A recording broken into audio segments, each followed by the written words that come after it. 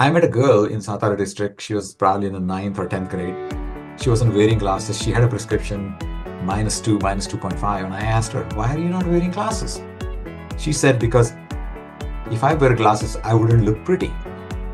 Then I met a girl who wasn't wearing glasses. And I said, why are you not wearing glasses? And she was also in ninth and 10th grade. And she says, my mother is not letting me wear because my mother thinks I won't be able to get married. So that's social stigma. Lately, what I have been doing is I have started a company called Balak Drishti. It means child vision, with two different objectives. One, how to provide cost-effective glasses to children all over the world. There are 950 million people and 239 million children who cannot afford a basic pair of glasses. 480 lakh children in India cannot even see the blackboard. Their prefrontal cortex, their decision making, their learning, everything gets affected. And what's in between that is a simple pair of glasses. Especially places like India, where the problems are in the remotest villages. They don't have medical facilities, they don't have vision centers, they don't have optometrists who can go there. So part of the problem is, how do you take these glasses and make sure that every little small child can get their glasses in the smallest town in India? Can you imagine growing up as a child where you are not able to see mountains, you're not able to see birds, you're not able to see stars, you're not able to see Milky Way? You might ask, why not just give them glasses for free? I think it's a human psychology. The moment you get something free, you don't feel the value. When you have to sweat it out, even if it is 100 rupees, a few hundred rupees, then you are likely to take better care. Every year, we create 50 million metric tons of plastic just in the eyeglass industry. It's a long journey, but I hope God gives me lots of years so I can keep on pursuing it till the end. Make even a small difference in behavioral change. Just besides just giving glasses, I think I have done it.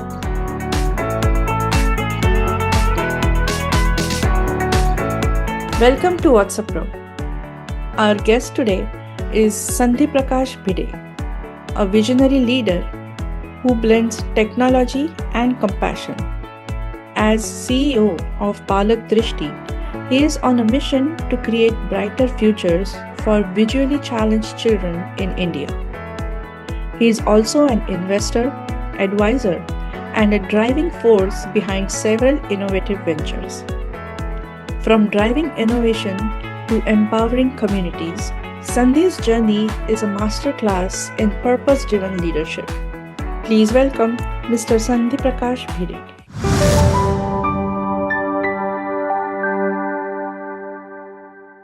Welcome to WhatsApp Pro, Mr. Sandhi. How are you doing today? Doing very good. It is a pleasant morning here in Oregon, sunny and bright. It's a pleasure to have you here, and I'm so excited to talk to you. So, Same can here. to begin with, can you share your journey from your childhood? Yeah, I grew up in Pune all my formative years. Mostly what people go through, either modern or Bhavi schools. I was from modern high school, then went to Ferguson College, and then engineering college. And that led me to, and I did that in electronics and telecommunication. And then I worked for about 3 years or so in Pune and Mumbai. And then I had this desire to come to the US for further education. Unlike today, where now everything is available in India, in the time that I came here around early 80s, the only way to get higher education was to come to United States. So that's how I ended up here. And I went to school at the University of Wyoming in Laramie. And that was a big cultural shock. I mean, you can imagine coming from Pune and Mumbai with millions of people to a town called Laramie that had barely 25,000 people when the school was running, and about 5,000 other times. And there Wow. were more deers and antelopes than there were people in Laramie. But it was one of the finest time of my year because I ended up in a place that was rugged, beautiful. So those were uh, one of my best formative years where I made a lot of friends, including some Indians as well as American. So it was a pretty interesting journey. Nice. So, can you walk us through your professional journey after that? Like you worked for so many years. I know it's a long, big experience, but if you Yeah. can walk us through. All along, while I was even going to school, I was somewhat involved in businesses. My brother had a business making electrostatic precipitators, and I did some help there in early designs. But when I graduated from College of Engineering, Pune, I went to work for a company called ICL, International Computers Limited, which was a UK company which became International Computers Indian Manufacturers. So I worked there for a year and a half, 2 years, primarily working on those computers were called MIDI computers. So there was mainframe, then there was mini computers, and this was right in between, and they were called MIDI computers. And pretty interesting work there. It was just outside Pune, so I was in the comfort zone of my home. But I wanted to spread my wings, so I went to Mumbai, started working for a company called Hintron. Uh, Part of my journey, which was to come to the US, included needing money. So I had to work. I had some scholarship, but then it's interesting how we find ways to save money, which Right. is I took all outside Mumbai assignments, which meant I was getting, daily allowance for where I was, whether in Delhi or Mumbai or Ahmedabad or Kolkata. And then my salary was going into the bank, which I was collecting so that I could come to the US. So those were different days than what people face today. People come with their own money. I think the money in circulation in India is so much, but it was totally different that time. And I'm talking about a time when a dollar was equivalent to somewhere around 8 rupees, and Oh, now wow. now it is inching towards 100.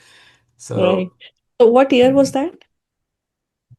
this I came here in 1981, Okay. and it was extremely difficult. It took time to adjust, but as I started in my professional journey, I started with being a lecturer in computer science and mathematics. That is one side of me that I learned that I wasn't quite sure that I could teach, and not only teach, but I took pleasure in teaching, in passing on the knowledge to other children. Uh, that was helping my soul, right? When you anytime you give knowledge. But then most Indians, we have debt when we come here, which means when I finally finished my master's, my first thing that was on my mind was to get a job and start earning money so I can, pay off all the debts from a variety of foundations. So in '84, I started working for Intel. And then I worked for about 5 years in pretty much a lot of people, nowadays we talk about billions of transistors on a small chip, but I started on 8086. This was the earliest version. I was on the very first team uh, that did the first desktop, and it was called 38620 and 20 megahertz. And now we talk about 3 and 4 gigahertz. So you can imagine the journey from 20 megahertz to Right. 3, 4, 5 gigahertz. Then in between, I worked for a company called Mentor Graphics. Those were doing electronic design automation tools. Several years at Tektronix, building high-end oscilloscopes, software for high-end oscilloscopes. Uh, it is interesting. A lot of these Tektronix oscilloscope used to have their own user interface. And for the first time, we started putting a window-like user interface. So it was very easy for people to work with oscilloscopes because the user interface was pretty clean. At that time, I had a lot of ideas in my mind of innovations that were coming, and eventually, I found that was not the place for me. So I came back to Intel in '99. And so I have spent from 1999 to 2016 a pretty large number of years at Intel. And one of the things that Intel helped me and provided me was a lot of possibilities for innovation. Mm. And being Intel, being a very big company, every 2, 3 years you could go from group to group to group to group, still remaining at Intel, but getting to do a variety of things, whether it is desktops, laptops, tablets, smartphones, uh, embedded systems, Internet of Things. So pretty wide variety. And I did that as I left a couple of years before 2016. I was also able to do a startup within Intel. It was called Light Lake, and I won't go into the details. But what it was is all the capability that you have. For example, think about Alexa and Google Home, and capabilities of laptops, tablets, and phones, and think about embedding that into a smart light. Mm. All the lights that are called Par 30 lights that are in your kitchen. What if every light in your home could hear, see, smell, and process everything that is happening? And I'll just take another minute just to say, think about a burglar comes into your home, right? Mm. The first encounter with a light bulb, you know who it is, and as they navigate around the home, now you're following that burglar, Oh. right? At any time, they pick up some gold and diamond, then you have not written record, a record in the memory. So it is easier to go to insurance, right? You can say, hey, here it is what happened. Mm. If you have Right. a old father and mother at home, they're visiting and they fall down while husband and wife are working and they cannot get up. Can you Mm. imagine just looking up to the light bulb and say, call 911? Oh, wow. Think about you're cooking and you want to make Hungarian goulash. All you have to say, I don't know the recipe. Give me a recipe for Hungarian goulash. And the light above your kitchen island projects right on your island Oh. a recipe that you can follow. Wow. You can think about turning lights on and off. You wouldn't need switches. When Right. somebody comes in a room, it automatically turns off. If you go out, it automatically turns off. Yeah. Think about the lights being able to sense the temperature and create individual air circulation within your room. I mean, you can think about thousands. And then 2016, I retired, but mind being still fertile, I'm still young. At least I'm young here. You can't help but the body from getting old. But so I did a startup Okay. within the first 2 years. It was called Fleet Nurse, Mm. and I co-founded it with another gentleman. In short, what it's like Uber for nurses. So Mm. hospitals need nurses anytime, anywhere, any place of a certain type. So if you can imagine, let's say there is an accident on Highway I-5 and there is a pileup of 20 cars, right? Now a whole bunch of people are going to go into the hospital. Right. Where do you find nurses? Yes. So what this did was hospital just to say, I need 5 nurses of this type at this hospital at this place. A query would come to us. We had a large database of credentialed nurses. So what it did was it looked at that and found out maybe 5 or 6 nurses that met that criteria. A push notification goes out, just like a notification goes out to a driver, right? Mhm. And the first nurse says, okay, I'm ready to take a shift. She just clicks and she Oh, gets the wow. shift. Wow. And so that went very well through COVID. And we are primarily focused in North, South Carolina, Texas, some of the southern states. Mm.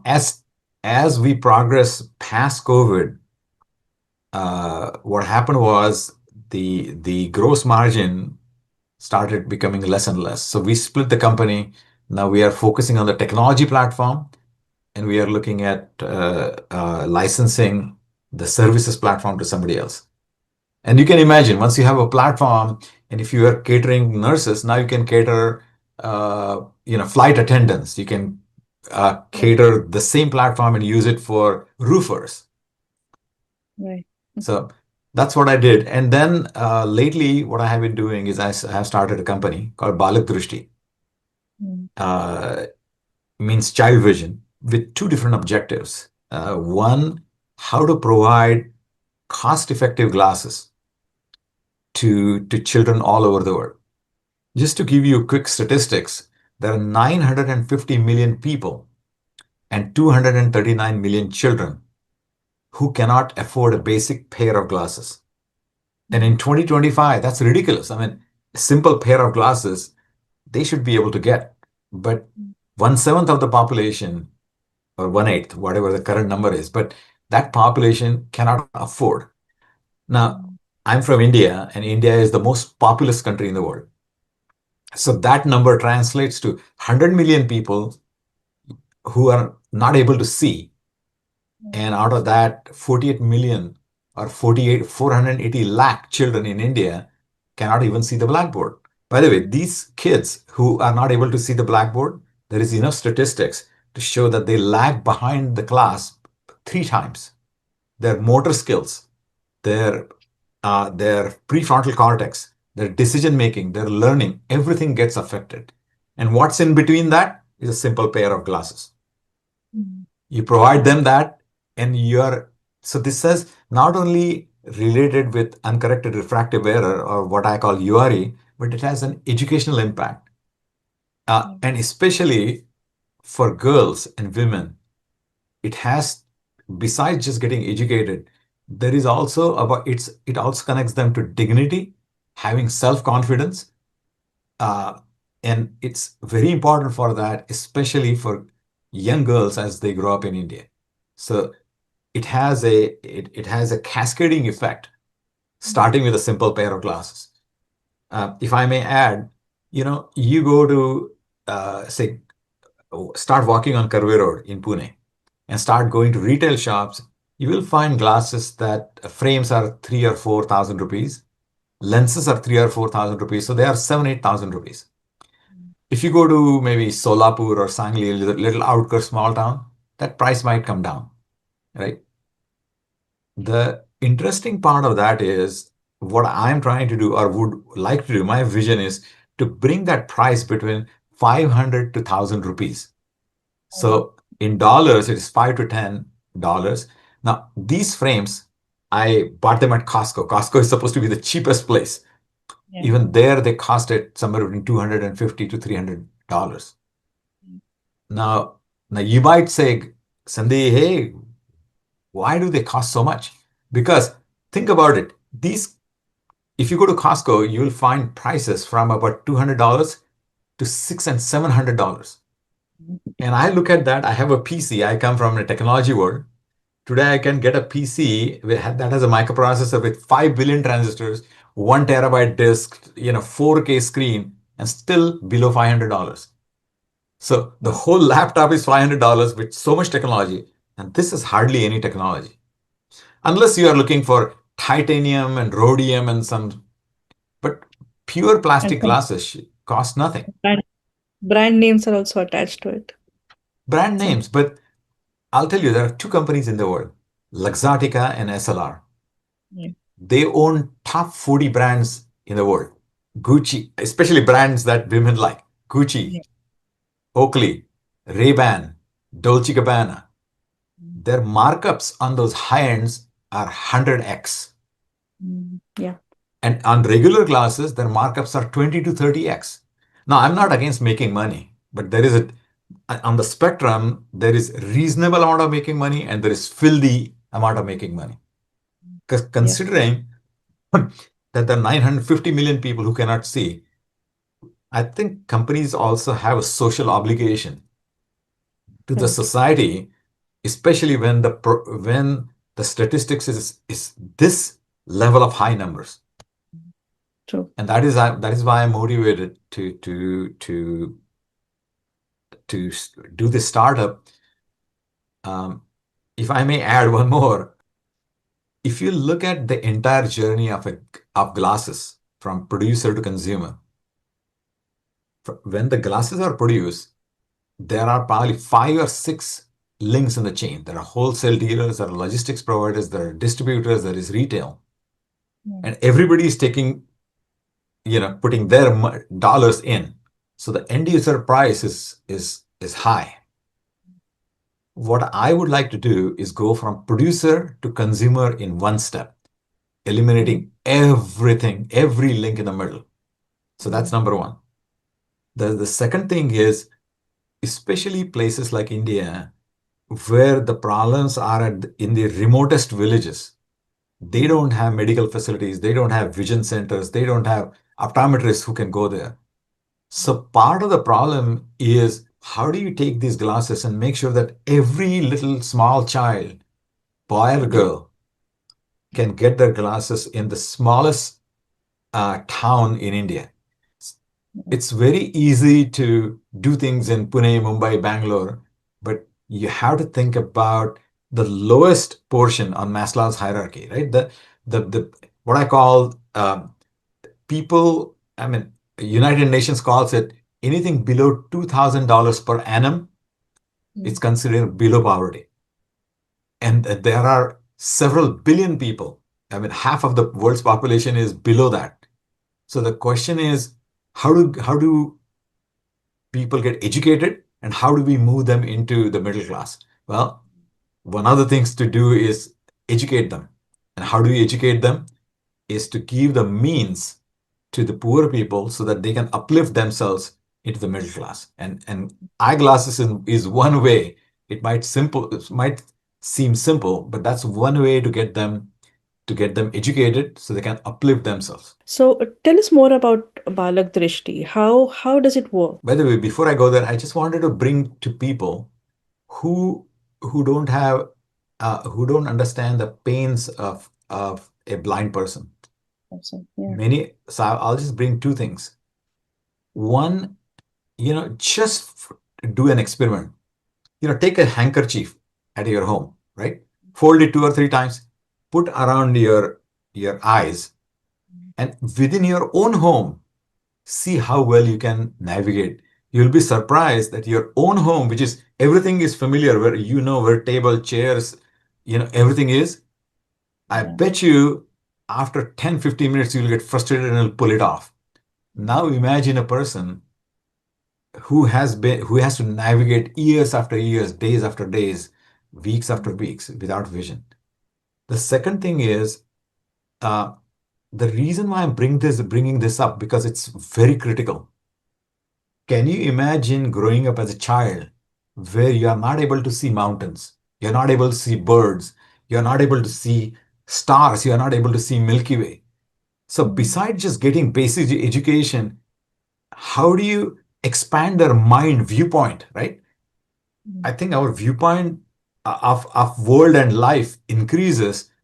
My suggestion has always been telling people, spend some time out of the city just looking at the sky. Mm. Your thinking, your horizon will expand, and you'll realize you're nothing but a speck in the universe, right? But Mm. if you don't have glasses, you will never develop that vision, beyond your home, into the city, into the nation, onto the planet, right? So these are psychological effects. I'll bring up yet another point before I go into Balakrishna, Yeah. because I think these peripheral things are very important. Right. When a child is born, right, they can only see a short distance. So when the Mm. mother is holding the child to her breast, it's about 12 to 18 inches, right? So technically, we think seeing is like a camera, but it is Mm. not. Think about it. When a mother is holding the baby, the mother is smelling the chemical smell of the breast. The mother is caressing the child, so there is a touch. Mm. The mother might be singing a lullaby, So there is an audio input. All of these senses together, along with vision, is what vision is. It's not purely photons coming into a lens and getting it on your CMOS image, which is our retina, because it's a complex mechanism. Seeing is a complex mechanism rather than just photons hitting your retina. And that is important. And I'll tell you what is the scariest thing. Many children are born with cataract. And if within their formative years, meaning year to 2 years, if their cataract is not removed, and let's say after 2 years you remove their cataract, right? You think, okay, they can see. You'll be surprised that within those 2 years, the seeing, as in cognition by brain, has not happened. So can you imagine when you get a picture from a camera, the reason why you see an image, because all these pixels, there is a software behind that turns it into a picture. Same thing. Can you imagine a child? Now he's just seeing bunch of dots, but they don't turn. The brain does not know how to cognize that into, hey, this is a tree, this is my mom, this is my table. So even if you give them vision after remove the cataract, to me, just the thought of not being able to cognize, sense fear through my spine. I mean, I just cannot deal that you are seeing just blurbs of light, but they don't mean anything to your brain. I think these are the scary stories that we never imagine because everything happens normally. At home, mother makes food, so we never see the pain of making what it takes to make food in the kitchen. Father gives you a car, at 18 you drive, until you learn how to drive a car or how to earn money for the car. It's the same thing with eyes. We all people assume seeing is just so normal until a time comes when you don't see. So I think I wanted to bring these because they create a context in all about seeing. It's not as simple that this is just sending light on our retina to our cones and cylinders, but the cognition is happening here. There is a context. So I think it's a highly complex system that I wanted to bring out. Now I'll go back to what you asked for. So there are two or three aspects. One is Balak Drishti is wanting to work with local manufacturers. And I'll emphasize why this is important. About 85% of our glasses are imported from China. It doesn't just jive with me that we bring 85% of the import from China. The revenue goes back to China, and then they fight with us on the northeast border. Plus, this is not such a complex thing. We have enough bright people who can design, manufacture. So I'm looking to work with manufacturer under the slogan "Made in India" to be able to use local material, local people, local manufacturing, and make these at a price that people can afford. And everything is a function of volume, right? The higher the volume, the price comes down. So that's one aspect. The second thing that I mentioned some time back, that it is about me wanting to take glasses from producer to consumer in one step. But this is not like Amazon, where I look at something and say, hey, I want blue Turkish towel, and next day a bunch of Turkish towels come to your home, because every glass is different. And how is it different? First of all, frame is different depending upon your head size. And you could get away with one standard frame for an older person, but for children, their head size grows until they're about 16, 17, or 18, whatever, around that time. So there are three factors that play into picture. One is what I call temple length. This is the length. The second one is the bridge. And the third one is this ear to ear distance, this width. So that defines a frame. Plus, of course, you have other things like girls might like oval frames and boys might like rectangular frames, and girls might like pink frames and boys might like brown or gray or whatever, right? So there is a variation in that, not only shape, size, color, and the three factors that I mentioned. That's Mm, just frame. And the mm, second things are diopters. Do you have a short distance or long distance uh, needs? Meaning, uh, you have plus number or minus number. Most kids have negative numbers.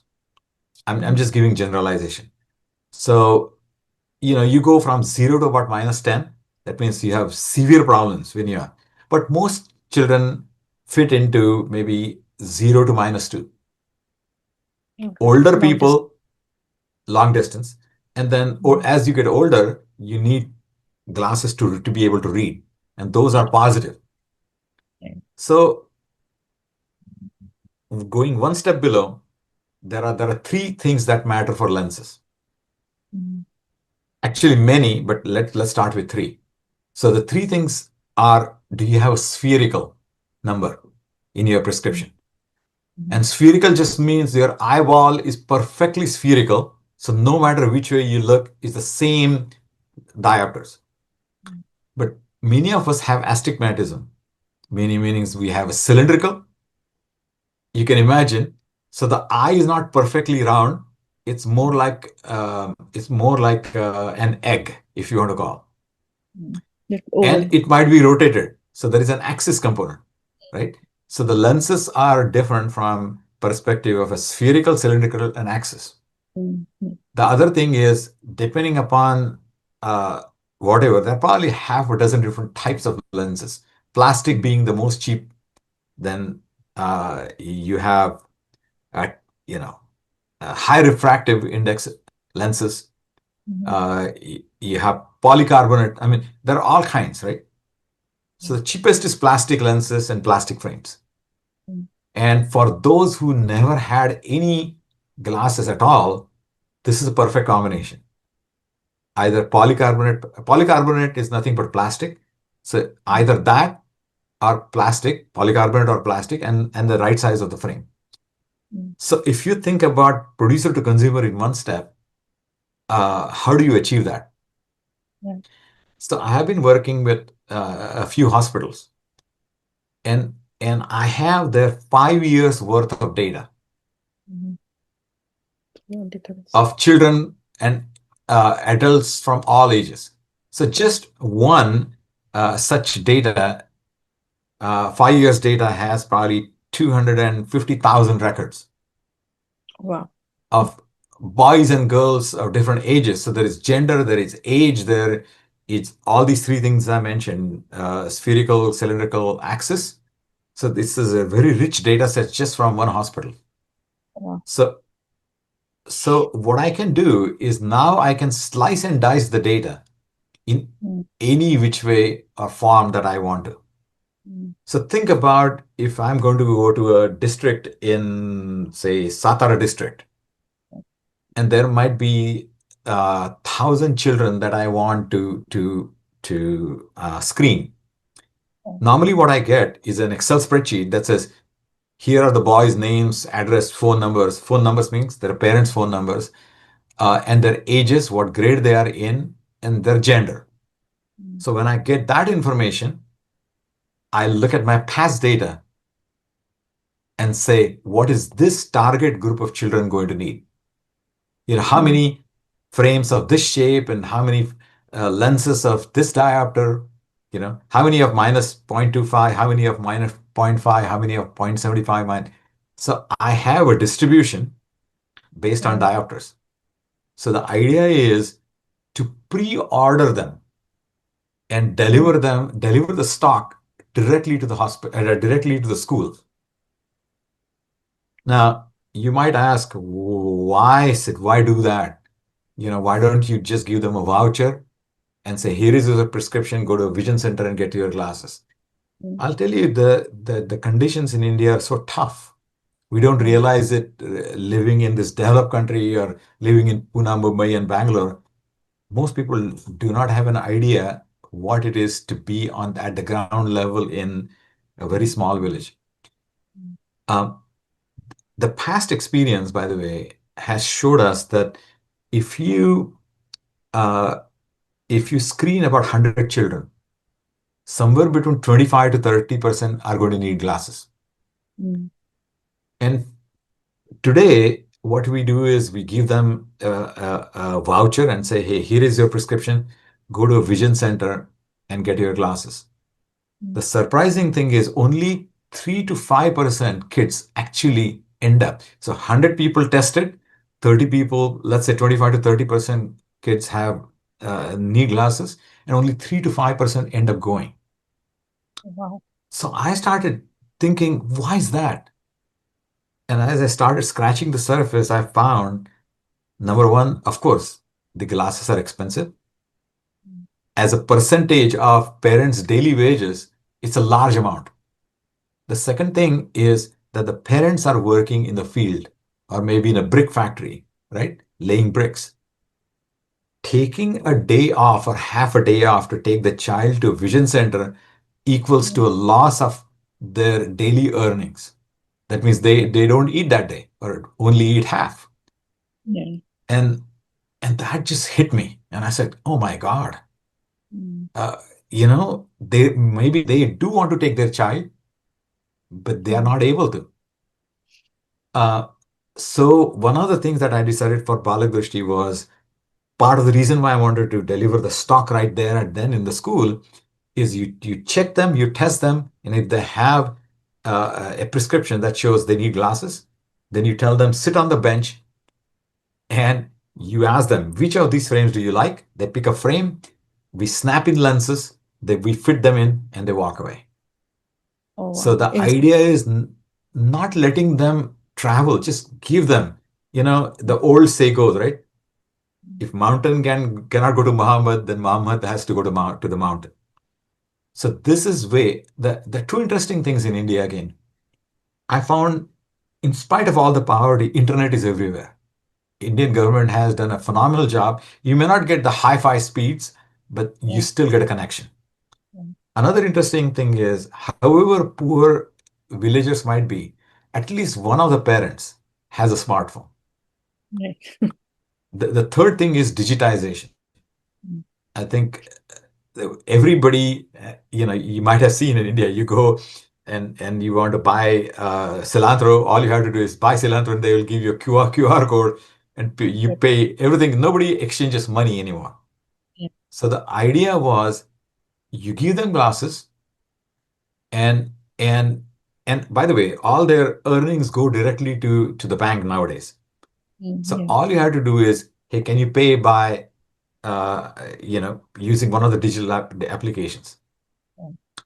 Google Play or Pay or Paytm or whatever, right? So the interesting is the revenue realization happens right there and then. Mm. Now let's say the glasses cost 800 rupees, but you don't, and maybe they're so poor that they cannot afford Mm. that. So you ask them, how much can you pay per month?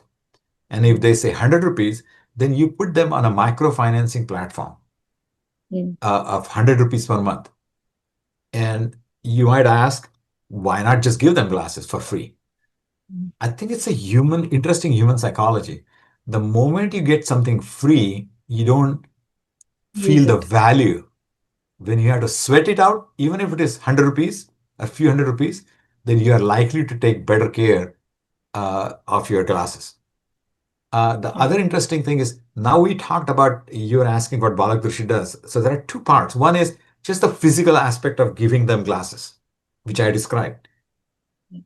But there are so many other problems that are social problems, social stigma. I'll give you a couple of three examples.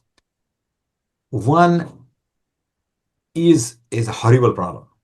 A lot of these kids who see the world in a blurred fashion don't even know that there is real nature behind it until you put them pair of glasses and for the first time in their entire life they start seeing things clearly. So it's Right. just a question of, do I need glasses? Awareness is just not there because Mm. they think the blurred world is what the world is all about. The second example is I met a girl in Satara district. She was probably in the ninth or 10th grade. She wasn't wearing glasses. She had a prescription -2, -2.5. And I asked her, why are you not wearing glasses? She said, because if I wear glasses, I wouldn't look pretty. Mm.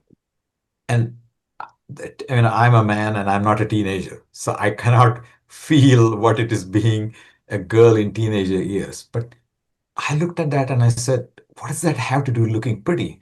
Even if you don't look pretty, getting education is the most important thing. Yeah. And then I told her, oh, by the way, when you wear glasses, you look more intelligent. There is nothing you look even prettier with wearing glasses. So that's Yeah. social stigma. Then I met a girl who wasn't wearing glasses, and I said, "Why are you not wearing glasses?" And she was also in ninth and 10th grade, and she says, "My mother is not letting me wear." So I started asking, "Why is your mother not letting you wear?" She said, "Because my mother thinks I won't be able to get married." Wow. And I said, "Oh my God!" I said, forget about getting married right now. Wear glasses, get educated, get your master's, get your bachelor's, be somebody. And I said, if you have that education, I said, boys will come after you. Not only you are looking pretty, but you also are intelligent, educated. So forget about glasses being a hurdle for getting married. I said, you're in the ninth grade. Why are you worried about getting married right now? And the third, by the way, I'll also bring up, this has nothing to do with, this is just being a child. You remember when we grew up, kids tease each other, right? They call us telescope, Daphnia, four eyes, whatever names. They don't Yes. mean it. They're just being, what kids do, teasing. Yeah. So what that brought up is there is a, besides the logical aspect of giving classes, there is also an aspect of changing the mindset and awareness Yeah. of the entire community. And in the school, when I talked with girls, I said, why do you wear chappals? So that, when you walk on the road, the stones or thorns don't get into your foot. So if you don't want to have pain in your foot, you wear chappals. If you are having pain with your eyes, you wear glasses. There is nothing, it is so obvious. It has nothing to do with looks. It's all about education, getting. So even if you look at my company and say here is the highest level objective, underlying there are there are so many fine aspects that you also have to take care of. The Yeah. mindset, the thinking, the price. What happens when you have to look at children? They're going to play football and rugby and apparappi, whatever we used to call, right? Likely to get there, they're going to fall down. How do you get them a replacement? So one of the things that I, I'm envisioning, by the way, is to a world when a child is born, just like you get social security number or Aadhaar card, you get a unique ID the day you are born, and that unique ID stays with you until you die. And Mm. along with that unique ID, underneath that is all the medical information. Mm. So right now, I'm just looking at information related to vision, and that is important, is because then I can track a child from birth through adulthood, through you know Right. post adulthood, right? And I can see Yes. how the progression is happening. It's because the trend is important. Let's say you have a child that has 1 year -1, and next year is -2, and -3, and -4. That might be an indication that they may enter into getting, I mean, they may end up having retinal detachment, right? Mm. So now you have a way to counter that ahead of time rather than waiting for a complicated, uh, you know, large money involved in doing operations. So it's better to catch those early. So that's kind of my vision. I'm sure there are other aspects of those, but part of what Balagrushi does is capture this information on a nationwide basis and have views into them, anonymous views. So a parent can look at, a teacher can look at, a school can look at, the health minister can look at that data, and minister might say, hey, in all my talukas, I want to know how everything is working. How many children are getting, how many children need glasses, and how many of them have gotten, and what's the delta, right? You want to be able to give that information as well. So you might look back and say, oh my God, Sandhi is trying to boil the ocean. But to be honest with you, it's like taking a rocket to the moon. Every part has to work for the rocket to launch successfully and go to the moon. Yeah. And in my view also, it might seem complicated. And I might do a phase one, phase two, phase three. That means do the most critical part first, then the second, then the third. But eventually, if you want to really have this vision rocket to take off, all these parts will have to work together. So you have a team in India too, right? For Bharat Drishti? I, How do you I manage have this? I have an office in India. I'm in between phases, so I'll tell you where exactly. I don't want to oversell myself. I'm still one person. I have a counterpart in India. I think what I had been doing in the fourth quarter of last year, I started working with the University of Portland and Okay. with a professor.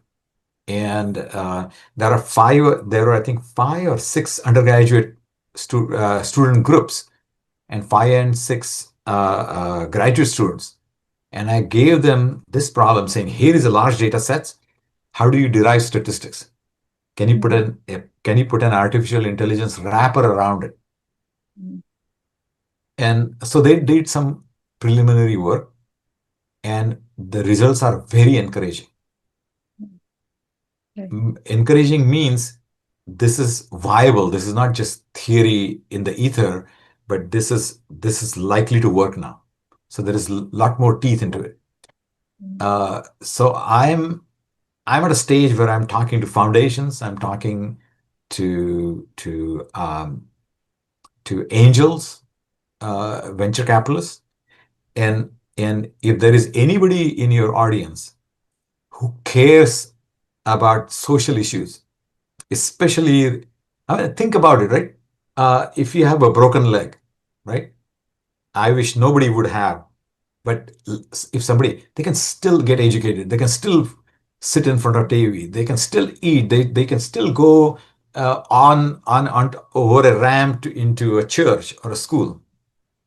But think about eyes. 85% of our knowledge comes through eyes. You shut that off, you're severely handicapped. So that's one of the reasons why I'm focusing on that particular one. As a cause, it's at the root of all the problems, 85% of the problem. And uh, I think it is, in my mind, that is why I'm focusing on this. So if there are people who care about this as a cause, and I'm ready to work with them. I'm ready to see. I'm at a stage in life where I'm not looking for this startup to turn into a $100 million business. I mean, if it turns, great. But the focus here is more social. And of course, everybody has to earn money. If you have employees, you have to pay for them. So the idea is to have reasonable profit. And one of the reasons working with venture capitalists, they expect that they always have 2 questions. What are going to be my returns? 10x, 20x. And the second thing is, what's your end game strategy? And I said, this particular cause has no end until. So I want to start with this company and grow it step by step, helping people. And there is no exit strategy per se, because this is not business for business and making money. It's low amount of capitalism, but doing a lot of social good. Make a difference in somebody's life. I think that's a side by side mission. I'll also tell you something interesting and funny. When I started with this, I was probably thinking in terms of boiling the ocean. So I said, can I do something that's going to be planet friendly, right? So one of the questions that came is plastic frames. What happens to those plastic frames? These are plastic lenses or polycarbonate lenses. What happens to those? Every year, we create what is called, the English word for that is swarf. We create 50 million metric tons of plastic just in the eyeglass industry. Wow. And when you cut a lens, you are creating small plastic fragments. Where do they Mm. go, you think? They go into our waterways. Oh, wow. So, I mean, you're trying to solve this problem. As I mentioned, eyeglasses is a complex web of things. Yeah. But you have to also think. So, the very first thing that I started thinking was, can I make glasses that are biodegradable? Which Mm. means when they break or end of life, I just throw them back in my rose garden, and within 60 to 90 days, Mother Earth, you know, Mm. Yeah. turns it into soil. Yeah. So I started talking to people at National Chemical Laboratory, NCL Innovation Lab, and it and was thinking how to convert the fibers from plant, and can they be turned into a biodegradable plastic. So I started pursuing that path, and I quickly realized that even using those fibers, converting monomers into polymers required a lot of Chemical. chemical agents.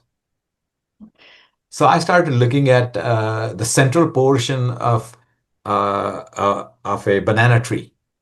That fiber starts in the ground, goes all the way up to the leaf, right? One single fiber. Can I use that?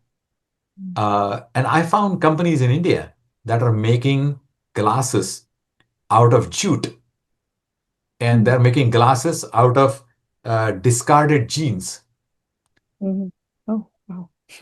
And then I found a company in Ukraine.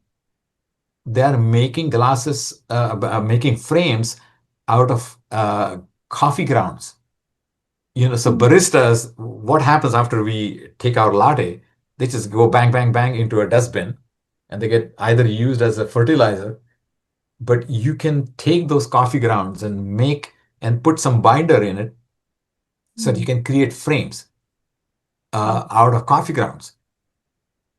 As I started working with my advisors, they told me, Sandhi, and oh, by the way, I started researching, and I talked to Corning and a bunch of other companies to say, hey, can you make me biodegradable lenses?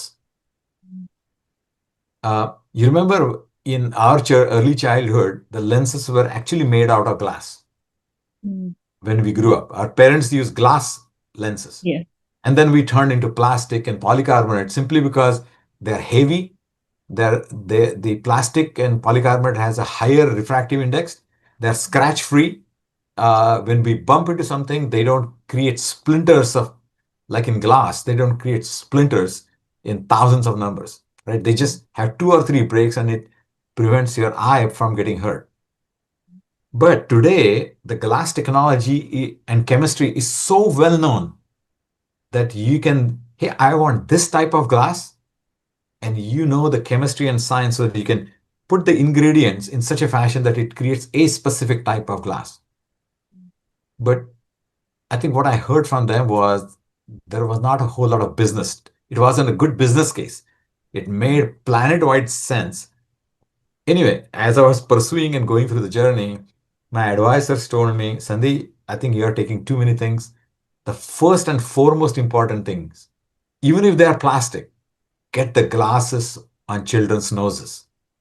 Mm. Give them vision first. Start getting some revenue. Start having a business interaction and traction with the industry.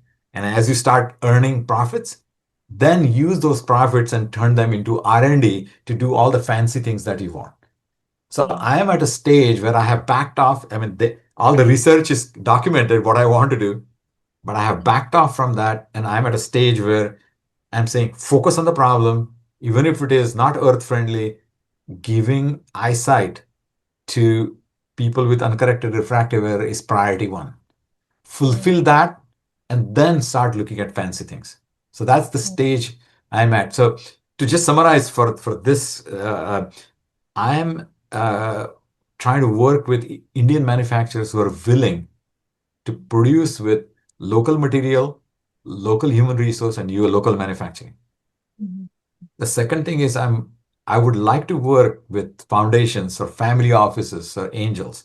And your viewership, if there are any people who want to come forward and have a conversation, I would love to have a conversation with them because in this particular case, there is nothing mine. I'll put all the cards on the table because the mission is bigger than my ego. That is more important. If there are people in your viewership who would come saying, "Hey, I can help you this way, that way, or whatever way," so the second part is to build a platform. It's a artificial intelligence platform that's based on large language models to be able to drive statistics. All the things that I said. Number one, from the past data, can you make some decisions, right? And understand the data, have insights in them. The second part is when you know what your target segment is, what do they require? The third is Mhm. education piece. There is fourth, uh, which is related to how do you build them. There is the financial and there is a payment gateways and all of that. There is one more thing that I wanted to tell you that's interesting. Mhm. Now, even if you could give glasses to a child, how do we make sure that they're actually wearing them throughout the day? Mhm. So Yeah. in this business, it's called compliance. How do you ensure the compliance that they're actually wearing the glasses? Mhm. So what we have theorized right now is a blockchain based non-fungible tokens. Okay. Yeah. So let's say you give a simple thing on your parent's phone. As the child is leaving for school, do you say, are they wearing glasses or not? Click. Mm. Mm. Uh, in the class, when a student, when you are taking a roll call, the teacher knows that these seven children should be wearing glasses. Mm. And normally it is Gayatri, yes, sir. Sandhi, yes, sir. So when they raise their hand, you can see whether they are wearing glasses. Mm. You click, right? Now and then you have class monitors, and, Mm. their job should be within your friend circle in your class.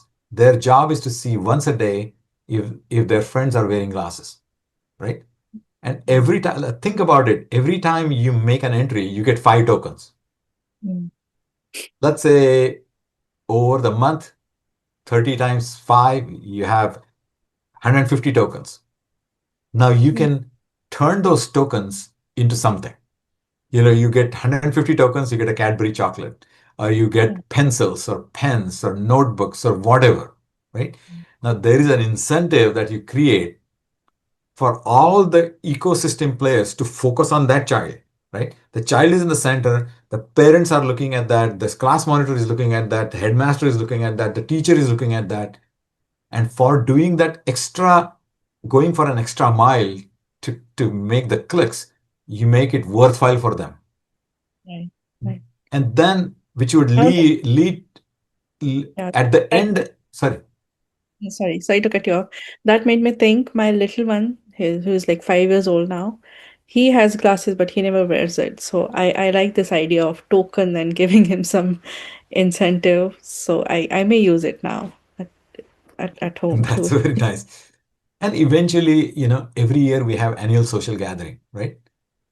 At that time, you bring the top people and felicitate them, saying, it's like just like you get grades, you get a social grade, saying, Mm. here are the 5 people, here are the top teachers. You give them flower bouquet or something, right? It's all part of playing in a positive sense, focusing on their psychology, enabling them, and putting this bug in the brain that they want themselves to do this, right? And they get a little bit of token in incentivizing this. So I think Again, it might sound like I'm boiling the ocean, but every part, from rockets to telemetry to electronics to fuel to everything has to work. All the systems have to work for the rocket to take off. And it's analogous that you have to do all those things. It's a long journey, but I hope God gives me lots of years so I can keep on pursuing it till the end. Yes, of course. So, And by the way, that is, as I mentioned, this is not my journey. It's a collective journey. So I hope our conversation touches a few people. right, And of course, funds, you always need funds, but that's not the point. Even if the help comes in terms of, hey, I know somebody, I know this health minister in Maharashtra, or I know this organization then that can help you, or it comes in all forms. Comes in terms of connections, or I can help you develop the software. right, I don't have any ownership. This is for a common good. right, right. And I'll put your contact information in the description. So anybody want to di- like contact you directly, they can do contact you. And just have a plain conversation. I like to talk. I like to tell stories, and I like to hear stories. Just like you mentioned, hey, my young child does not wear glasses, and even if that information alone can make a dent, Yeah. I think I have made it. Even if I can make even a small difference in behavioral change, just besides just giving glasses, I think I have done it. And by the way, why I ended up on glasses is I looked at the entire list of eye problems, right? Mm, At the very top, if you look at it as a pyramid, at the very top, there are complicated problems, right? Like retinal detachment is complicated. Reason why I call it complicated, it is because it requires anesthesia and it's a 2, 3, 4 hour operation, right? yeah, And that requires a lot of money and it should be attended. yeah, If you look at the second tier, there are operations like cataract. They're still complicated because my definition of complicated is if you have to give anesthesia, that it makes it complicated, right? yeah, But that's a middle of the road problem. You go in the morning, you get your cataract removed, you get patched up, and doctor lets you go home the same day. yeah, But the bottom portion, the thing about that is it's not as sexy of a technology of retinal detachment or cataract that requires equipment, right? It's probably the most unattractive portion of eye problems that does not require high tech, that does not require AI, that does not require hardware, that does not require hospitals. yeah, But if you look at purely from number perspective, you have the largest impact. And it's very easy to do. Classes are very easy to make. yeah, Uh, I think that's of all these problems, the reason why I chose. There is, by the way, I was also motivated by, you probably know this gentleman, professor called Professor C.K. Prahalad. mm, He has mm, written a Harvard Business Review article few years back, and now he's no more, but his daughter continues with that. And it's called The Fortune at the Bottom of the Pyramid. mm, So businesses and companies focus on these top sexy things, right? People always talk about cybersecurity, edge computing, quantum computing, Internet of Things, all the DNA manipulation, all that, right? Of course, you need those, but that affects only a small portion of the population. mm, I think if you look at the lowest part, which is the Maslow's hierarchy, what is there is the need for pure water, have yeah, electricity, have cooking gas, have basic your health needs being taken care of. mm, I think we have to take care of those people's needs and make them, in Marathi we call it saksham. You make them able so that giving them enough means to push them from the bottom of the pyramid to the middle of the pyramid. I, I'm sure you have a lot to share. You have so much experience, and we can definitely have part two of this with all your expertise and all your tips for the younger generation to grow. But thank you so much for all your time and sharing about Balak Drishti. It's really incredible. It's very helpful, and I'm sure a lot of people will like to join in. So thank you so You much. can go to www.balakdrishti.com. Right. I'll There put. is not, yeah, there's not a whole lot of information because, not everything can be put on the website. For example, the methods that I'm using Right. uh, uh, are are are not. I don't want to put them on the web, but I'm more Right. than happy to share them in a conversation with people who are very interested. Mhm. If any of your viewers know manufacturers who are motivated to make things in India, I'm more than happy to work with them. Uh, my background is in high tech, but also in manufacturing and cost reduction. So I can also work with manufacturers and actually help them in through the manufacturing process. So it's not Mhm. an arm's length relationship saying, "Hey, can you build these for me?" I'm Mhm. also I'm more than happy to be part of that journey to reduce the cost, to automate it, to find ways and means and put technology to work so that we can produce these things at the lowest cost. And one thing I didn't mention, but I'll mention, I know we are running out of time, but I'll mention this.